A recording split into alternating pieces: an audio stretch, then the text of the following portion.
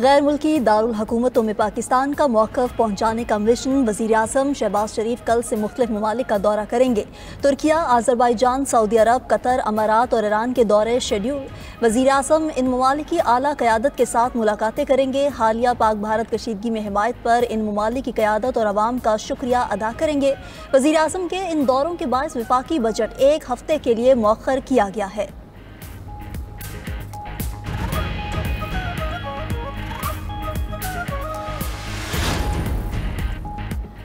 पाकिस्तान और IMF के दरमियान बजट से मुताल्लिक मुशावरत, फरीकैन का इस्लाहाती अमल और मुज़ाकरात जारी रखने पर इत्तफाक। IMF एलामिया के मुताबिक पाकिस्तानी हुकाम से बजट तजावीज़, इक़्तिसादी पॉलिसी और इस्लाहात से मुताल्लिक तामीरी मुज़ाकरात हुए। शोबा तवानाई में इस्लाहात जारी रखने, टैक्स आमदन बढ़ाने और टैक्स की मुकम्मल वसूली पर जोर दिया गया। मिशन सरबराह नेथन पोर्टर ने एलामी में कहा कि IMF चाहता है कि पाकिस्तान 1.6% सरप्लस प्राइमरी बैलेंस का हदफ हासिल करे, महंगाई की शरह 5 से 7% हदफ तक कंट्रोल रखे। स्टेट बैंक महंगाई को मद्देनजर रखते हुए मॉनेटरी पॉलिसी बनाए।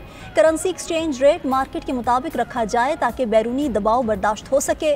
माली नज़्म ज़ब्त बरकरार और ज़र मुबादला के ज़खायर मुस्तहकिम रखे जाएँ। उधर हुकूमत का आइंदा माली साल के लिए वफाकी बजट 2 जून के बजाय 10 जून को पेश करने का फैसला। तर्जुमान वजारत ख़जाना के मुताबिक इक़्तिसादी सर्वे 9 जून को पेश किया जाएगा। अमरीका की बरतरी का दौर खत्म। चीन, रूस और दीगर ममालिक हर मैदान में आगे निकल गए। अमरीकी नायब सदर JD वेंस का हैरान कुन एतराफ़। कहा, अमरीका के लिए खला, स्पेक्ट्रम, सप्लाई चेन्स और कम्युनिकेशन नेटवर्क समेत हर शोबे में खतरात बढ़ गए हैं। सर्द जंग के बाद जो कंट्रोल अमरीका को हासिल था वो अब माजी का हिस्सा बन चुका। सवात, मंगोरा और हरीपुर और गिरदोनवाब में मूसलाधार बारिश। गर्मी का जोर टूटने से शहरियों के चेहरे खिल उठे। मजीद बारिश की भी पेशगोई। मुल्क के दीगर शहरों में भी बादल बरसने की पेशगोई। इस्लामाबाद में ठंडी हवाएं चलने से दर्जा हरारत में कमी। मरी और गलियात में काली घटाओं का बसेरा। खैबर पख्तूनख्वा के बेशतर अजला में मतला अबर आलूद। चित्राल, दीर, सवात, शांगला, मानसहरा और एबटाबाद में बादल बरसने की नवीद। पेशावर, कोहाट, कर्क, बाजोड़, कुर्रम, मालाकंड, वजीरिस्तान में भी बारिश का इम्कान है।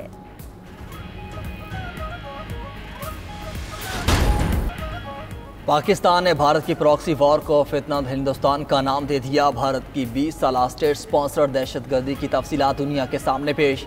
DGISPR लेफ्टिनेंट जनरल अहमद शरीफ ने कहा कि इब्तिदाई तहकीकात के मुताबिक खुशदार वाक़े में फितना हिंदुस्तान मुलविस है।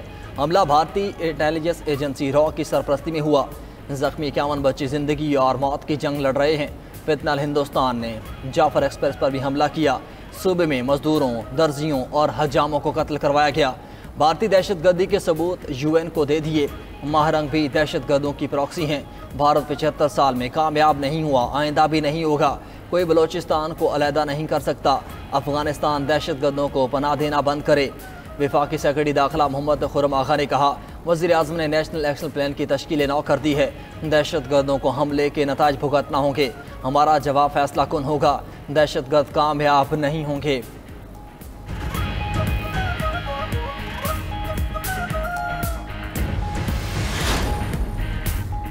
भारत को मार्का हक में शिकस्त के बाद मुसलसल हजीमत का सामना। अमरीकी प्रोफेसर ने भारतीय हुकूमत को आईना दिखा दिया। भारतीय TV प्रोग्राम के दौरान अमरीकी प्रोफेसर क्रिस्टियन फेयर का कहना था कि भारत पाकिस्तान को हर मुमकिन कोशिश के बावजूद खौफजदा नहीं कर सका। मौजूदा हालात में कोई सबूत नहीं कि पाकिस्तान अपने मौक़िफ़ से पीछे हटा हो। भारत ने बेबुनियाद दावे करके खुद को एक खतरनाक सूरत हाल में डाल दिया।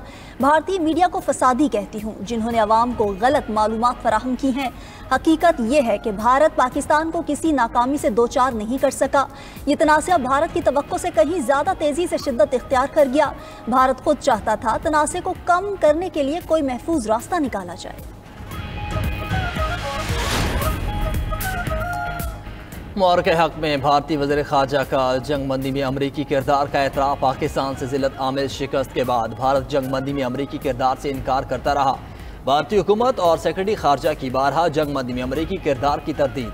भारतीय वज़ीर ख़ारजा जयशंकर ने इंकशाफ किया कि अमरीकी नायब सदर और सेक्रेटरी स्टेट रूबियो भारतीय हुकूमत से बराह रास्त राब्ते में थे। अमरीकी नायब सदर वेंस ने वज़ीर आज़म मोदी से राब्ता किया। अमरीकी सदर के वाज़ेह बयानात ने भारत को सच बोलने पर मजबूर कर दिया।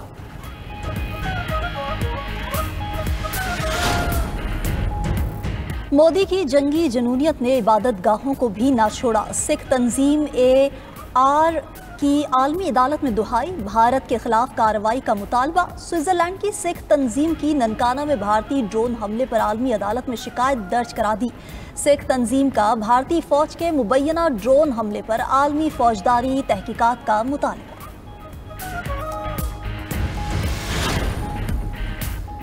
भारतीय एयरलाइंस के लिए पाकिस्तानी फ़ज़ाई हदूद की बंदिश में तोसी, भारतीय तैयारों के लिए पाबंदी 24 जून तक बढ़ा दी गई। पाकिस्तान एयरपोर्ट्स अथॉरिटी के मुताबिक भारतीय एयरलाइंस या ऑपरेटर्स के ज़ेर इंतज़ाम कोई भी परवाज़ पाकिस्तानी फ़ज़ाई हदूद इस्तेमाल नहीं कर सकेगी। भारतीय रजिस्टर्ड ऑपरेटेड मलकियत या लीज पर लिए गए तमाम तैयारों पर पाबंदी होगी। फ़ज़ाई हदूद की बंदिश से इंडियन एयरलाइंस को अब तक 8 अरब भारतीय रुपए से ज़ायद का नुकसान हो चुका है।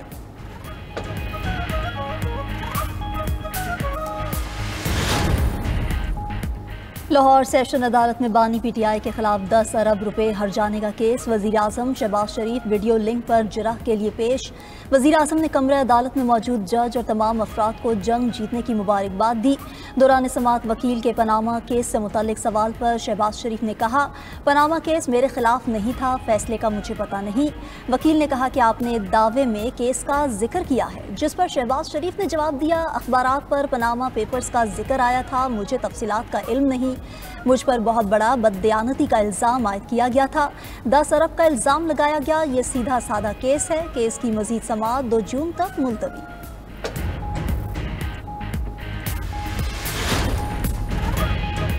लाहौर हाई कोर्ट में बानी PTI की 9 मई के 8 मुकदमात में जमानत की दरख्वास्त समाअत के लिए मुकर्रर। 2 रुकनी बेंच बानी PTI की जमानत की दरख्वास्तों पर 27 मई को समाअत करेगा। बेंच जस्टिस शहबाज अली रिजवी और जस्टिस तारिक महमूद बाजवा पर मुश्तमिल है।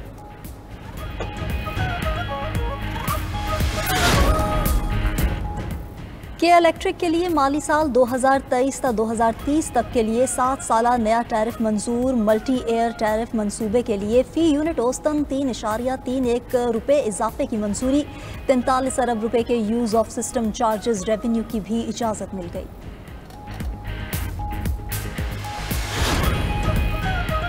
वफाकी वज़ीर दाखिला मोहसिन नकवी की ज़ेर सदारत इजलास पासपोर्ट के कवानीन को मज़ीद सख्त और बेहतर बनाने के लिए सेक्रेटरी दाखिला की सरबराही में कमेटी कायम। मोहसिन नकवी का डिपोर्ट होने वाले अफराद के खिलाफ FIR का दर्ज करने का हुक्म। इजलास में फैसला किया गया कि डिपोर्ट होने वालों के पासपोर्ट मनसूख किए जाएंगे। 5 साल के लिए पासपोर्ट कंट्रोल लिस्ट पर भी डाला जाएगा। वज़ीर दाखिला का कहना था कि डिपोर्ट होने वाले अफराद पाकिस्तान के लिए बैनुल अक़वामी सतह पर शर्मिंदगी का बायस बन रहे हैं।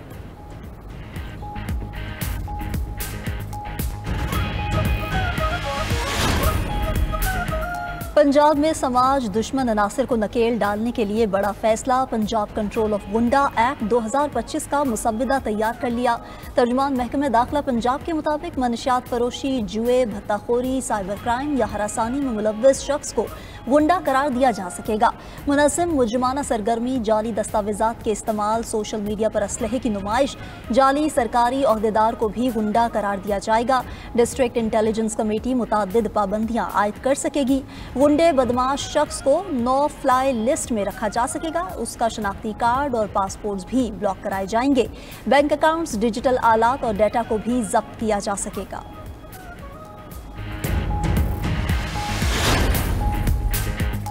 गज़ा में इसराइली फौज के हमले जारी, बमबारी से मजीद 76 फ़लस्तीनी शहीद, 185 से ज़ायद जख्मी हो गए।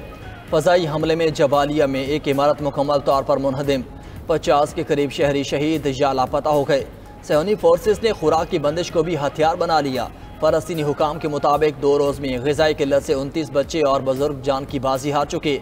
मजीद हज़ारों अफराद भूख से मरने के खतरे से दो चार हैं। अक़वाम मुत्तहिदा के मुताबिक इसराइल इमदाद की तकसीम में बदस्तूर रुकावट डाल रहा है। एंटोनियो गुतेरेस ने सूरत हाल को सफाक जंग का सबसे जालिमाना मरहला करार दे दिया। अमरीकी सदर ने एप्पल कंपनी को भारत में आईफोन तैयार न करने का कह दिया। एक्स पर पैगाम में कहा कि अमेरिका में बेचे जाने वाले फोन्स भारत के बजाय अमेरिका में ही तैयार करें। एप्पल ने बात ना मानी तो आईफोन्स पर 25% टैक्स लगा दूंगा। ट्रंप का यूरोपीय यूनियन पर भी 1 जून से 50% टैरिफ आयद करने का फैसला। ट्रंप की एप्पल और यूरोपीय यूनियन को धमकी के बाद अमरीकी स्टॉक मार्केट में मंदी। उधर अमरीकी सदर के नए बयान पर यूरोपीय यूनियन के तजारती सरबराह का अमरीकी वजीर कॉमर्स से राब्ता। किया। कहा 27 रुकनी ब्लॉक अमेरिका के साथ एहतराम की बुनियाद पर तजारती मुआहिदा चाहता है।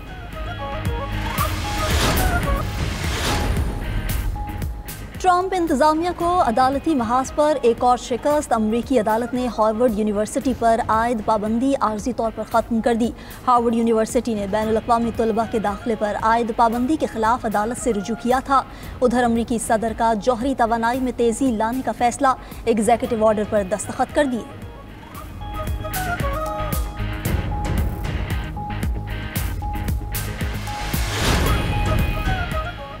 यूक्रेन और रूस के दरमियान सैकड़ों कैदियों का तबादला। मीडिया रिपोर्ट्स के मुताबिक पहले मरहले में 800 कैदियों का तबादला हुआ। कैदियों का तबादला मजीद 2 रोज़ जारी रहेगा।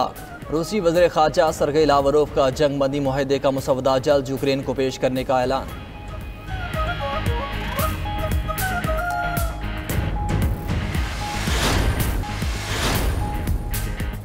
सऊदी अरब में गैर कानूनी हज की रोकथाम के लिए ड्रोन्स का इस्तेमाल फ़ायदेमंद साबित। मक्का मुकरमा की हदूद में निगरानी के दौरान सैकड़ों गैर कानूनी आज़मीन गिरफ्तार अफराद में किसी के पास हज परमिट मौजूद नहीं। हज के लिए सऊदी अरब पहुँचने वाले आज़मीन की तादाद 8 लाख से ज़ायद हो गई। बज़रिया हवाई जहाज़ सबसे ज़्यादा 7,82,000 आज़मीन हज सऊदी अरब पहुँच चुके।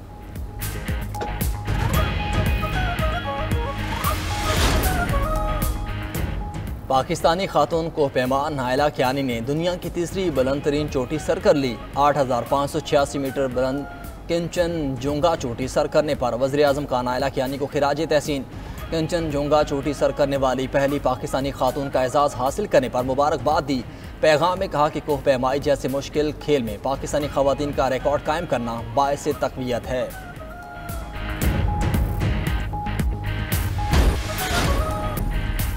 रूस की जानिब से जारहियत के खदशात। जर्मन फौज दूसरी जंग अज़ीम के बाद पहली बार मुस्तकिल तौर पर जर्मनी से बाहर तैनात। जर्मन चांसलर फ्रेडरिक मर्स ने लिथुआनिया में जर्मन ब्रिगेड का इफ्तिताह कर दिया, जिसका मकसद नेटो की मशरकी सरहद का दिफा मजबूत बनाना है। मर्स का कहना था कि बाल्टिक इत्तेहादियों की सलामती जर्मनी की अपनी सलामती है। ब्रिगेड को 2027 तक 5,000 एहलकारों के साथ फॉल कर दिया जाएगा।